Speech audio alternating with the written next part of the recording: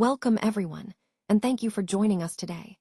I'm excited to introduce our presentation on agriculture to utilities case studies.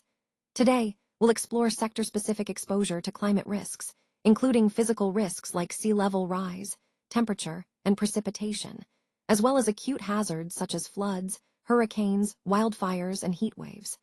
We'll look at how these risks impact different sectors, focusing on asset-level vulnerability and sector-specific exposure. This is part of our Climate Risks Understanding Physical module in the Climate Risk Masterclass, Course 1, Foundations. Over the next slides, we'll delve into each of these topics in detail. Let's get started. Welcome to part of Module 2, Understanding Physical Climate Risks. Today, we'll focus on the trends in the frequency of extreme weather events, their economic impacts, and how we assess vulnerability at the asset level. These events include hurricanes, floods, wildfires, and heat waves, some of the most impactful and visible signs of climate change. When we talk about acute physical risks, we're referring to these sudden, severe events that can cause immediate and substantial damage. Understanding how often these events occur and their severity helps us better prepare and adapt. It's also crucial to analyze their economic impacts, how they affect communities, industries, and financial systems. And of course, assessing vulnerability at the asset level allows us to identify specific risks and develop targeted mitigation strategies. All of this ties back to our overall goal, managing climate risks effectively and safeguarding our assets and investments. Let's explore how we can connect acute risk findings to TCFD and ISSB disclosure requirements, as well as the need for scenario-based reporting. It's important to understand that risk isn't just about individual hazards. We need to consider how concurrent and sequential extreme events can compound financial exposure, often beyond what simple hazard analysis might suggest. Assessing this compounding risk involves applying physical risk scoring methodologies and leveraging geospatial tools. These tools help us evaluate specific assets and infrastructure, giving a clearer picture of potential vulnerabilities. Additionally, we should interpret insured versus uninsured loss data to understand the protection gap or the protection deficit and analyze trends in Nat-Cat economic impacts. This helps us grasp the broader economic consequences of these events. We also need to be able to explain the different types of hazards, including hurricanes and cyclones, riverine and coastal floods, wildfires, and heat waves. Understanding their drivers and how these trends are evolving is crucial for accurate risk characterization. Furthermore, it's essential to distinguish between acute and chronic physical risks. Acute risks are sudden, intense events, while chronic risks develop over time. Recognizing their different relevance to business and the appropriate assessment approaches is key. By the end of this module, you'll be equipped to connect these risk insights directly to disclosure requirements, enhancing your scenario-based reporting and overall risk management strategy. Let's take a closer look at the different types of risks we're facing. First, floods caused by overflow from rivers, flash floods, and coastal inundation are actually the most costly natural hazard globally when we consider economic losses. These events can be devastating and often strike suddenly, causing widespread damage. Next, we have extreme heat and heat waves. These prolonged periods of extremely high temperatures put a lot of stress on both human health and infrastructure. They lead to increased mortality, reduce labor productivity, and can even cause infrastructure failure over time. Then there are wildfires and bushfires. These uncontrolled vegetation fires are intensified by drought, high heat, and strong winds. They can quickly expand into urban areas, creating a rapidly expanding wildland-urban interface, which makes firefighting and mitigation more challenging. Moving on, tropical cyclones and hurricanes generate extreme winds, often exceeding 74 miles per hour, along with storm surges and heavy rainfall. These are particularly impactful along coastlines around the world, causing significant damage and disruption. Now, if we look at the types of risks, we see that some are insurable, like those covered under natural catastrophe insurance, while others are more long-term and gradual, such as sea level rise and heat stress. The damage from these events can be cumulative and trend-driven, or event-specific and immediate.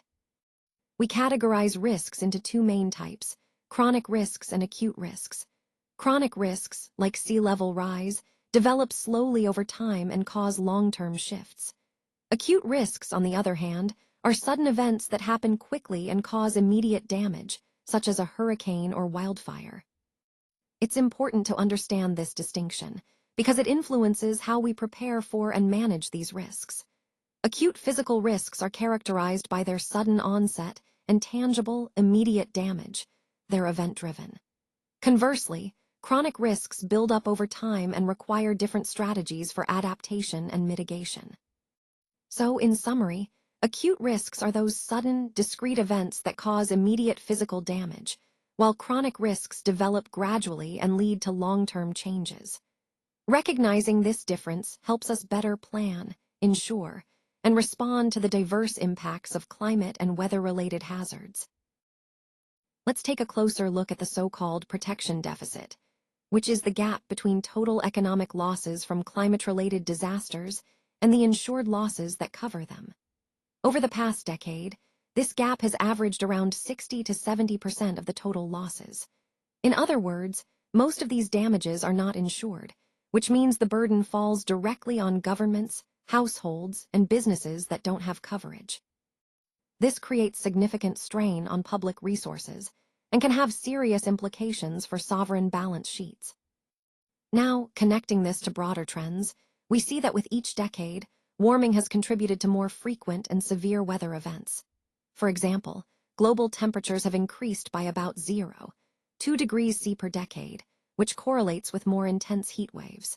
In the western U.S. alone, the area burned by wildfires has tripled since 1984, highlighting how rising temperatures fuel these destructive fires. We're also seeing a sharp increase in powerful hurricanes.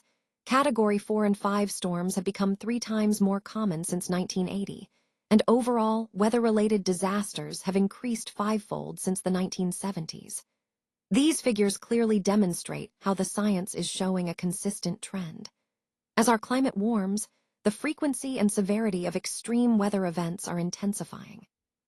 All of this underscores the critical importance of understanding these patterns and preparing for the growing risks associated with climate change. Currently, about $1.4 trillion worth of infrastructure is at risk from what we call 1-in-100-year flood events. And alarmingly, by 2030, this exposure is expected to increase by around 40% due to the combined impacts of climate change and ongoing development.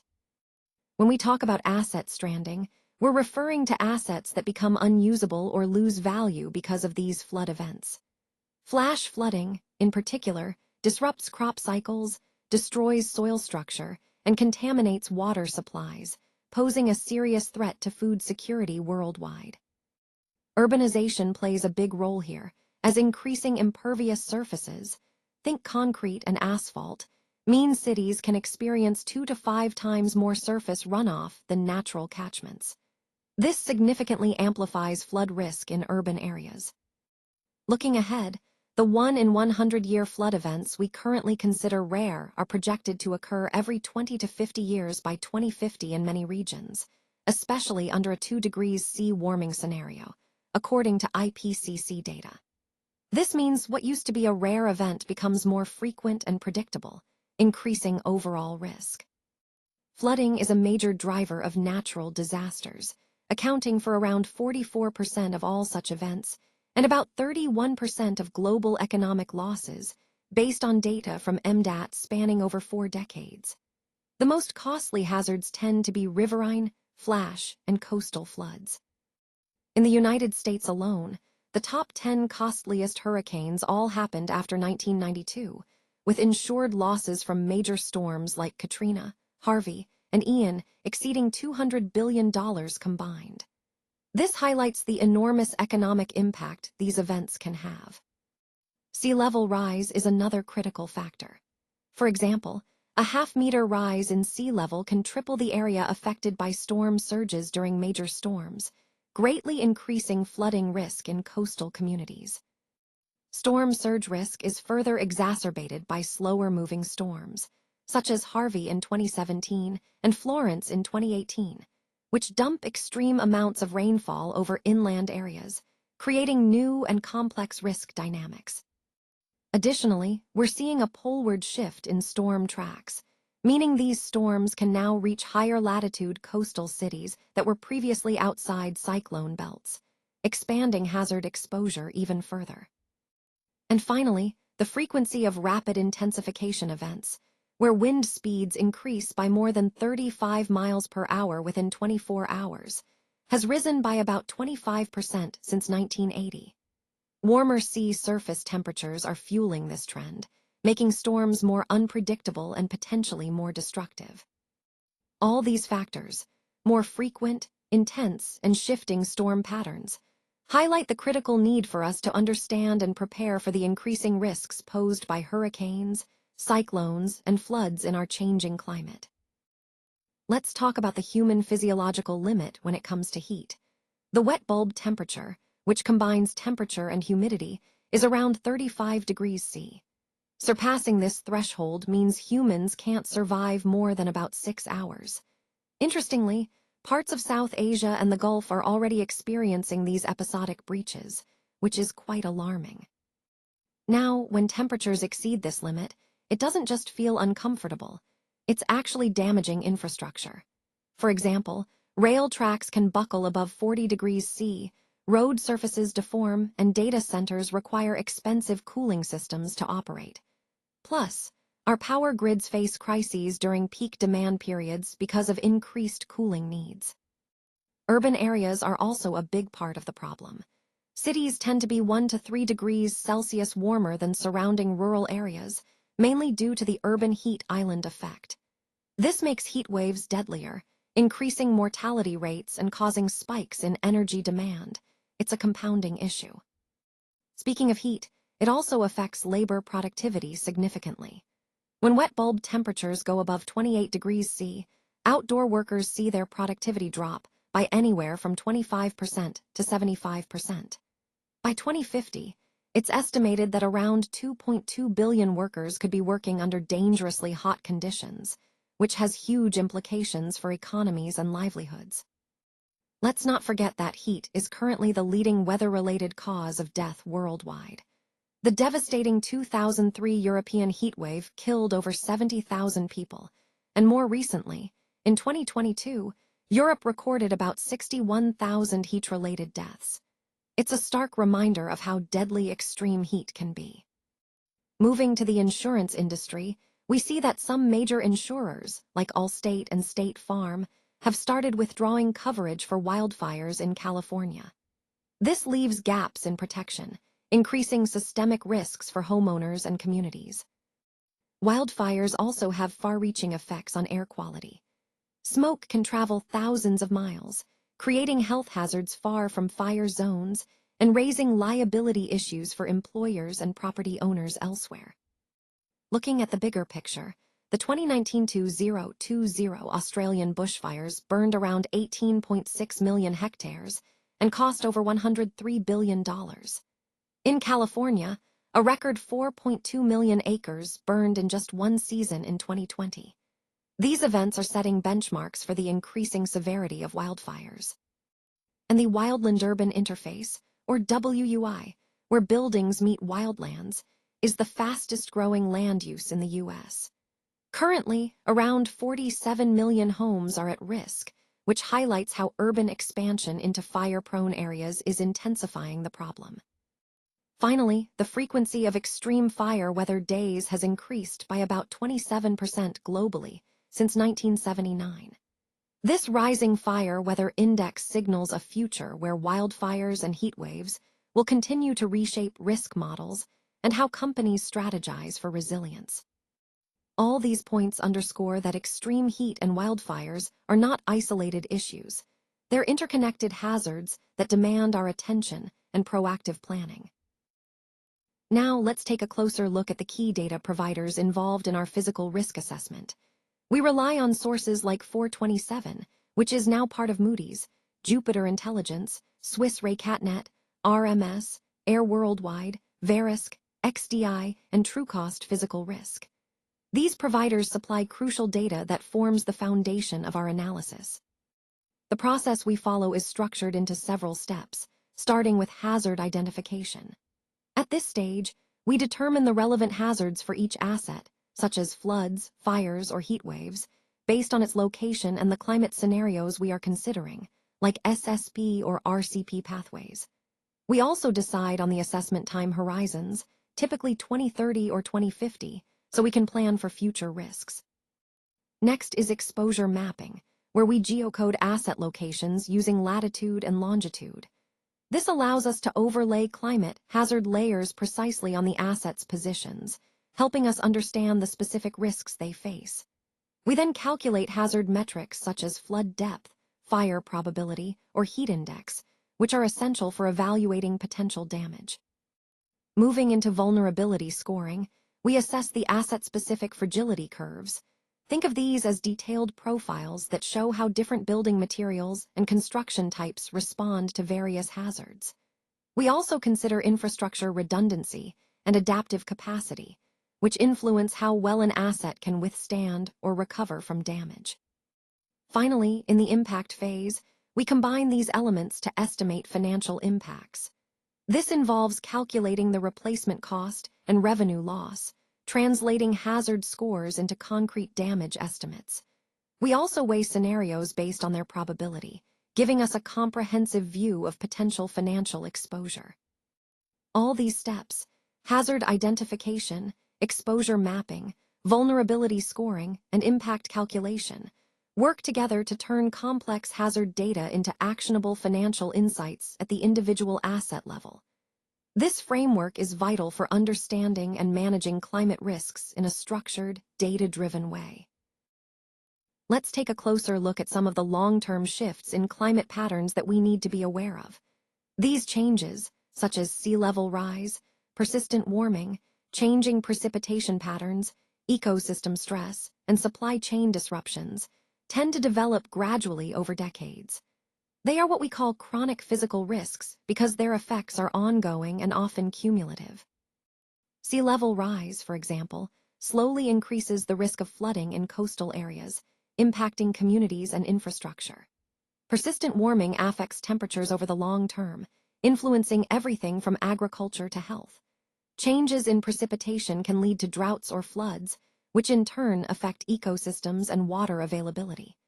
Ecosystem stress occurs as habitats struggle to adapt to these shifting conditions, threatening biodiversity. And all of these factors can disrupt supply chains, making it harder for businesses to operate smoothly. Understanding these long-term climate shifts is crucial because they are interconnected. They don't happen in isolation, and their impacts can compound over time.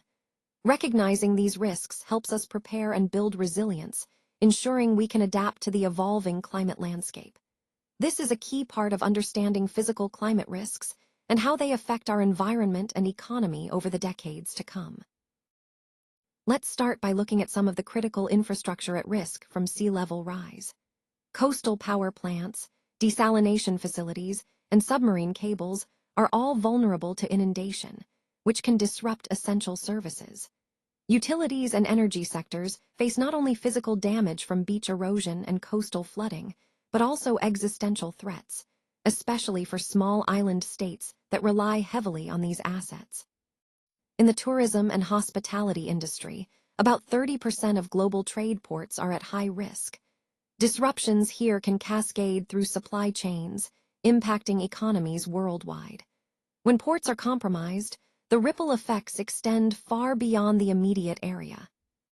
Moving to port infrastructure more specifically, we see direct asset devaluation, meaning the value of port facilities decreases, along with mortgage stranding and a rising unavailability of insurance in high-risk zones. These financial impacts compound the physical risks. Coastal real estate isn't spared either. Business and asset exposure are increasing as properties are increasingly vulnerable to flooding and erosion. Now, shifting our focus to natural systems, mountain glaciers around the world are receding, which threatens freshwater supplies for roughly 2 billion people. This is a huge concern because glaciers act as natural freshwater reservoirs. Specifically, glaciers are retreating at about 15%, with Greenland and Antarctic ice sheets losing mass at accelerating rates. These changes are beyond reversible, past certain tipping points, meaning the damage is effectively locked in once these thresholds are crossed. Ice sheet melt accounts for approximately 35% of sea level rise and is driven largely by warming ocean waters, which expand volumetrically. This thermal expansion makes up about 50% of the observed sea level rise. All these mechanisms, glacier retreat, ice sheet melt, and thermal expansion, are part of the three main processes driving sea level rise. When we look at the broader picture, the global coastal asset value exposed to a 1-meter sea level rise is estimated at around $14 trillion, according to OECD data. By 2100, projections suggest sea levels could rise between 0.3 and 1 meters, depending on emission scenarios, with the most aggressive pathways leading to about 1 meter of rise. Currently, the annual rate of sea level rise is approximately 3.7 millimeters per year, which is double the average rate of the 20th century. Since 1880, the global mean sea level has risen by about 21 to 23 centimeters. This is the most certain and chronic physical risk we face. Its mechanisms, projections, and the irreversible thresholds involved make it a slow emergency that demands our urgent attention. As we look beyond the 1.5 degrees C threshold, the risks to our food and water security grow increasingly severe. A rise of just 0.5 degrees C can cause disproportionate impacts, with nonlinear increases in heat-related crop yield losses, drought exposure, and water stress. The IPCC projects that, under moderate warming, the land area experiencing drought could double by 2050, putting our food production systems at serious risk. Droughts are intensifying globally. For example, mountain snowpacks are declining in both depth and duration, which are critical seasonal freshwater sources for river systems and agriculture. This means less water available when it's needed most. Additionally, the Asian monsoon shows increasing variability, with irregular onset and intensity, affecting over 2 billion people who depend on monsoon-dependent agriculture. Certain regions like the Mediterranean, Southwest U.S., and Southern Africa are now facing multi-year droughts unlike anything seen before, threatening both water security and food supplies. In dry areas, these conditions are becoming even drier, while wet regions are experiencing more intense rainfall, leading to increased flooding and waterlogging of agricultural land. The Himalayan glaciers, often called the water towers of Asia, are retreating rapidly. This threatens the freshwater supplies for over 1.9 billion people across major river basins. Meanwhile, ocean warming is causing coral bleaching events to become more frequent, disrupting marine ecosystems and impacting the fishing industry. Ocean acidification further complicates this picture, threatening marine food chains. Permafrost in polar regions could thaw significantly, up to 65% by 2100 under high-emission scenarios, which releases stored methane, a potent greenhouse gas, and risks collapsing infrastructure in Arctic communities. On the agricultural front, warming and changing precipitation patterns are shifting growing seasons poleward, making some regions more viable for farming while others become less suitable. The tropics, in particular, are experiencing compressed growing seasons due to heat stress. All these factors, temperature rise and altered precipitation patterns, are creating dual chronic stresses. They are reshaping where and how we can grow food, how we manage our water resources, and even where human populations can sustainably live. This interconnected web of impacts underscores the urgency of addressing climate change now. Now, let's look at how nature-related financial risks are becoming increasingly mainstream, especially with frameworks like the TNFD introduced in 2023. Starting with soil degradation, Chronic droughts and intense rainfall are accelerating topsoil erosion, leading to the loss of about 75 billion tons every year. This isn't just about soil health. It directly impacts agriculture and our food security.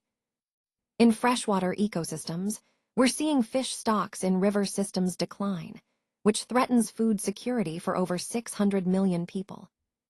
Then there's the issue of forest dieback, particularly in the Amazon, which is approaching a 20 to 25% deforestation tipping point. This could lead to savanification, drastically changing ecosystems and carbon storage. Biodiversity loss is another critical factor. Climate change is driving us toward a sixth mass extinction, and the collapse of pollinators threatens around $577 billion in crop production.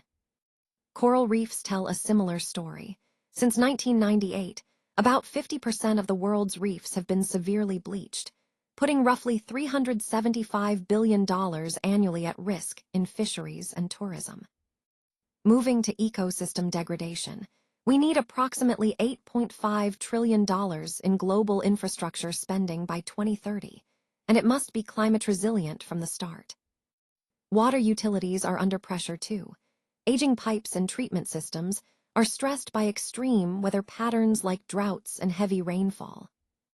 Coastal infrastructure, including ports, pipelines, and cables, faces threats from erosion and flooding, risking around $1.4 trillion in assets. Transport networks aren't immune either. In the Asia-Pacific region, rail infrastructure could see over a 30% increase in disruption days by 2050 due to climate impacts. Energy infrastructure, power lines, substations, pipelines, are increasingly exposed to multiple hazards, which can cause failures and outages. And roads and bridges are not spared. Thawing permafrost and heat-induced buckling can reduce their lifespan by 25 to 40% compared to what we initially designed for. In terms of infrastructure degradation, companies are adjusting their inventory strategies, holding larger buffer stocks to manage disruption risks more effectively. Chronic heat is also reducing worker productivity by as much as 10 to 20%, especially for outdoor and construction workers. Supplier concentration in regions vulnerable to climate impacts creates single points of failure, amplifying risks across supply chains. Logistics are disrupted too. Low river levels, like those we saw on the Rhine in 2022, halved cargo capacity and disrupted around $80 billion in trade. Raw material shortages are another concern. Mining operations in water-stressed regions face operational cutbacks. And these issues cascade through our food and beverage supply chains, with crop failures and water stress leading to scarcity of agricultural inputs. All of these factors, gradual climate shifts, are compounding, creating systemic risks that threaten not just individual businesses but the wider economy. It's clear that the health of our supply chains, infrastructure, and ecosystems is interconnected, and addressing these risks is essential for building resilience in a changing climate. Now, let's take a closer look at part of Module 2, which focuses on understanding physical climate risks. In this section, we're diving deep into specific sectors through detailed case studies and risk quantification. The goal here is to really understand how different industries are exposed to physical climate risks and what makes each sector unique. We'll explore sectors like agriculture, real estate, insurance, energy, manufacturing, and water utilities. Each of these sectors faces distinct risks based on their operations and geographic locations. For example, agriculture might be impacted by changing rainfall patterns or droughts, while real estate could be vulnerable to flooding or heat waves. Insurance companies, on the other hand, need to assess the risk exposure of their portfolios to these physical threats. By analyzing these sector-specific risks, we gain a clearer picture of the overall exposure across the economy. This understanding is crucial for developing targeted strategies to manage and mitigate these risks effectively. Remember, the overall theme here is to grasp how physical climate risks are not one-size-fits-all, but vary significantly depending on sector characteristics. This detailed analysis ultimately helps us build resilience and adapt to the changing climate landscape. Let's take a closer look at the physical risk exposure across different sectors. As you can see, the risks vary dramatically depending on the sector, the type of hazard, the specific assets involved, and the time horizon we're considering. Starting with agriculture and food, this sector faces very high risks from acute events like droughts, heat waves, floods, and frost events. These are immediate, intense threats that can severely impact crops and livestock. In terms of chronic risks, changes in temperature, precipitation patterns, and soil degradation pose ongoing challenges. Moving to real estate and construction, floods, wildfires, hurricanes, and subsidence are the primary acute risks. Over the longer term, sea level rise, persistent heat, and coastal erosion threaten assets like buildings and land, especially in vulnerable coastal areas. This sector is rated as high risk overall. In the insurance and reinsurance sector, the situation is even more critical. All natural catastrophe events directly impact liabilities, and with increasing baseline losses and uninsurable risks, this sector faces a critical level of exposure. Their assets, underwriting books, and reserves are directly affected by the frequency and severity of these events. Energy and utilities are also highly exposed, with floods, storms, and wildfires posing immediate threats. Long-term concerns include water scarcity, rising temperatures, and permafrost thaw, which can disrupt infrastructure like power plants, pipelines, and electrical grids. We rate this as a high risk. Manufacturing and industry face medium-high risks, mainly from flooding, extreme heat, and hurricanes. Water stress and supply chain disruptions further compound these risks, impacting factories, warehouses, and logistics hubs. Finally, water utilities are under high risk, primarily from droughts, floods, and contamination events. Changes in precipitation and aquifer depletion threaten their infrastructure, treatment plants, pipelines, reservoirs, making their risk profile quite significant. Overall, this matrix highlights that physical risk exposure is highly sector-specific, depending on the hazard type, the assets at stake, and how far into the future we're looking. Recognizing these differences is key to developing targeted resilience strategies. Let's take a closer look at the hidden costs of our current global food systems. According to the UNDP, these costs amount to a staggering $9.8 trillion. That's an enormous economic burden that often goes unnoticed. Looking ahead to 2050, the CGIAR projects a potential decline in global agricultural productivity by as much as 23%. This is mainly due to the increasing climate risks faced by smallholder farms, which are vital for local food security. In fact, smallholder farms are now facing existential threats from climate change, making their future uncertain. To put this into perspective, around 500 million smallholder farmers are at risk. The root cause? Climate change makes these risks about 10 times more likely, according to the World Weather Attribution. We've also seen devastating losses in livestock, with 2 million animals lost and an estimated $3 billion needed just to reconstruct food systems after these disasters. A stark example is the 2022 Pakistan super floods, where 45% of all crops in Sindh province were destroyed. The economic impact was immense, with total losses reaching $30 billion, including $16 billion in agricultural damage. Over 33 million people were displaced. About one-third of the country's population was affected and left underwater. Now, beyond these immediate disasters, climate change is causing shifts in the ranges of many crops and mismatches in the timing of flowering and pollinator activity.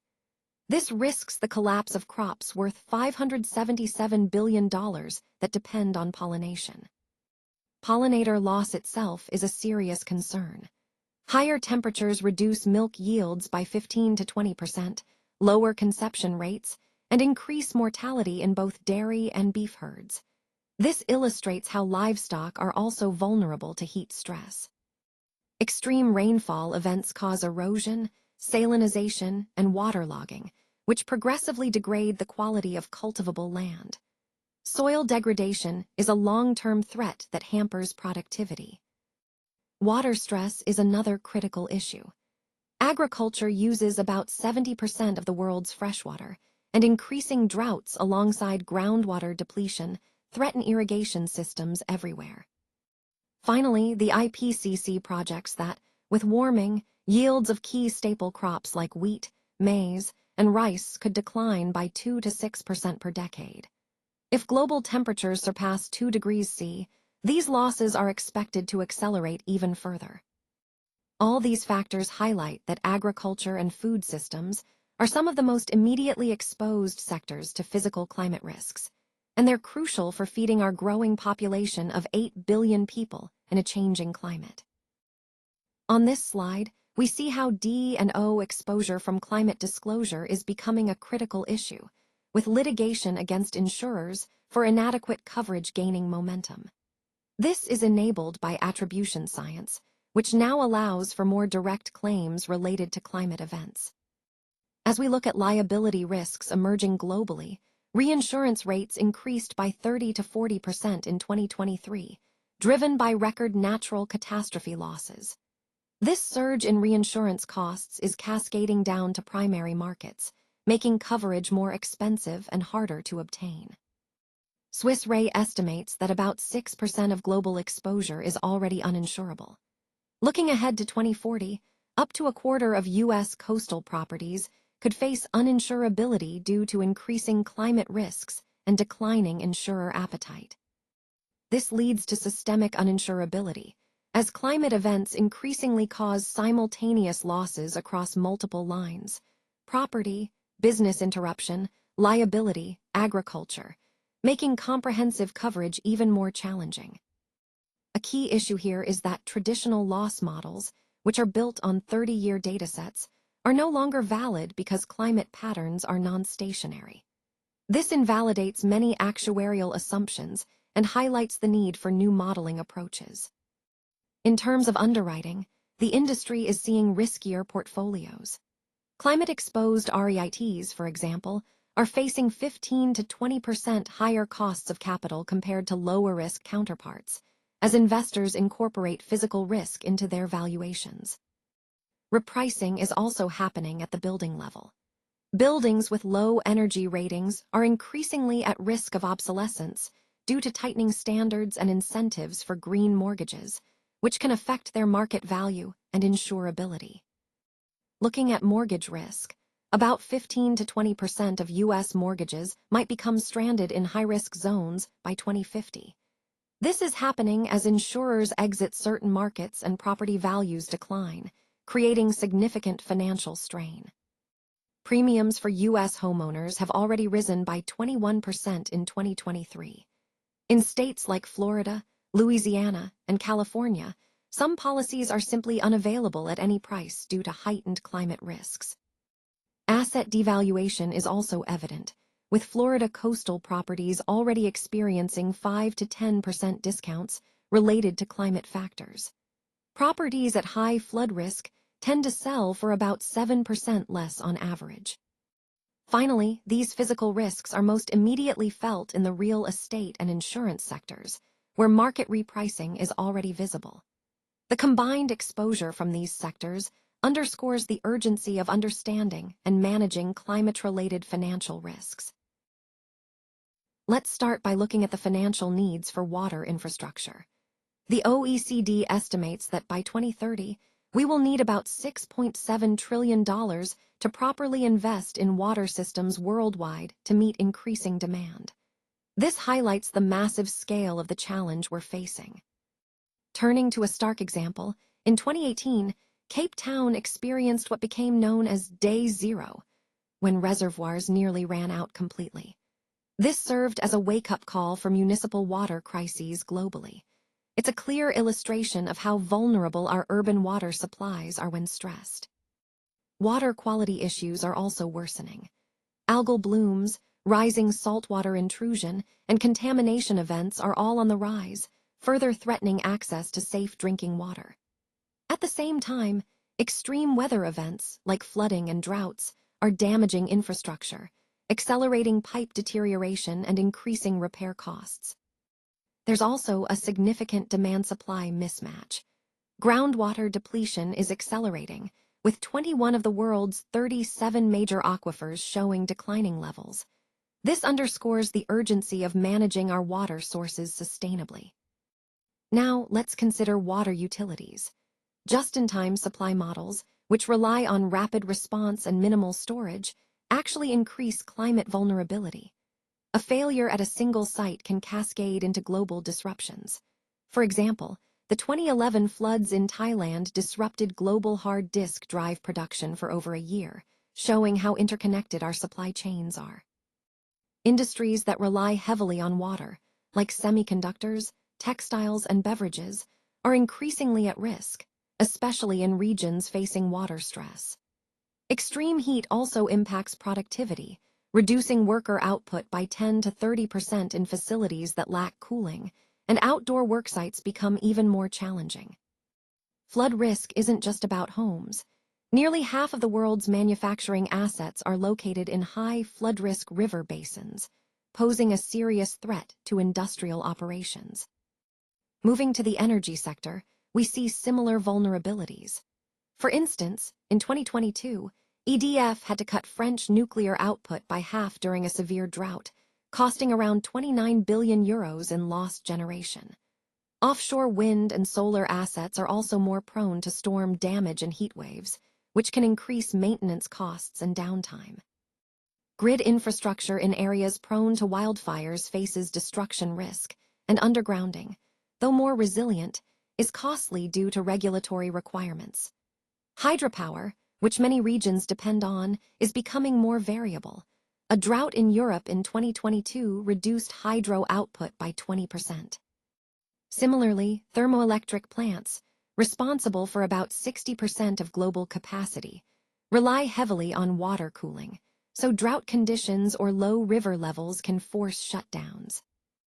All of these points highlight three critical sectors: energy, manufacturing, and water utilities, where physical climate risks directly threaten operational continuity and the value of capital investments. Recognizing these vulnerabilities is essential as we work toward building more resilient infrastructure and systems. Let's take a closer look at Slide 18.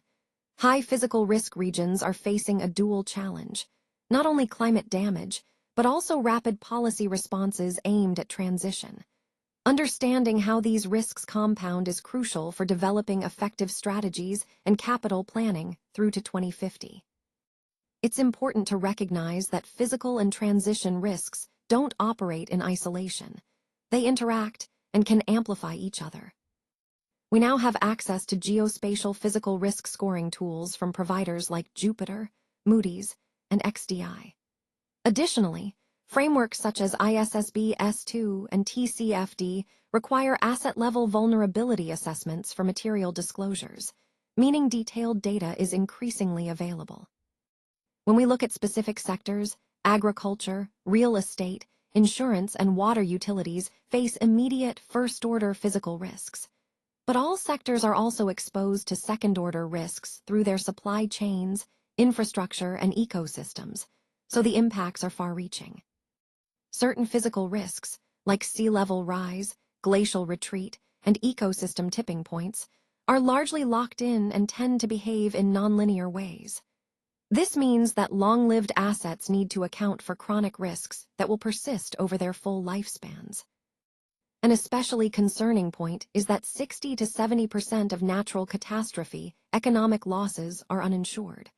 This protection gap shifts the financial burden onto businesses, governments, and households, creating hidden risks on sovereign and corporate balance sheets. Furthermore, the frequency and severity of extreme weather events, floods, cyclones, wildfires, heat waves, are increasing rapidly. Historical data no longer reliably predicts future exposure, which complicates risk assessment and planning. Overall, understanding physical climate risks involves recognizing both acute events and the chronic, long-term threats. By integrating this knowledge, we can better prepare for the complex challenges ahead and build more resilient strategies for the future. Now let's take a closer look at Module 3, Transition Risk. On this slide, we start with the key areas of focus. First, we have sectors, which refers to how different industries are affected by transition risks.